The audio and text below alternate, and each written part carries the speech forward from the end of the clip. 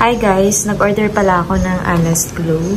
And 1 week ko na siyang ginagamit. Ito yung, mayroon siyang night cream, morning cream, sunblock, and then toner, and then sabon. Meron pa kasi akong sabon ng Honest Glow. So yun muna yung ginagamit ko, kaya hindi ko muna ito binuksan.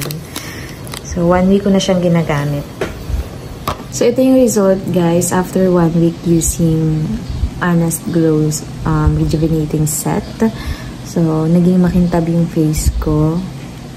Wala akong video ng before ako gumamit. Bale, ito lang mapapakita ko sa inyo yung 1 week na.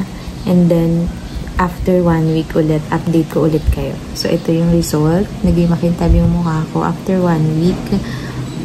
Napansin ko parang naglighten yung scars ko dito. Meron pa rin akong scars dito kasi 1 week na to dahil sa pimples. So ayan, tingnan natin kung ano yung magiging result after 1 more week pa. Ayan, 2 weeks.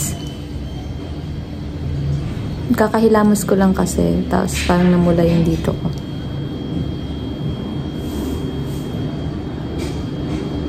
Ayan na po siya. Makinis siya. Pwera na lang dito sa mga scars ko, deep scars ko na hindi na yan matatanggal.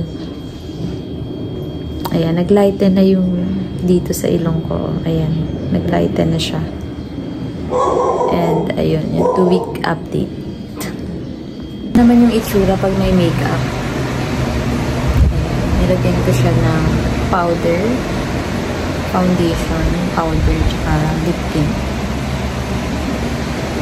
Ayan. So, tinigil ko na pala yung paggamit ng Honest Glow hanggang 2 weeks lang. Kasi para sa akin okay na yan. So, yun.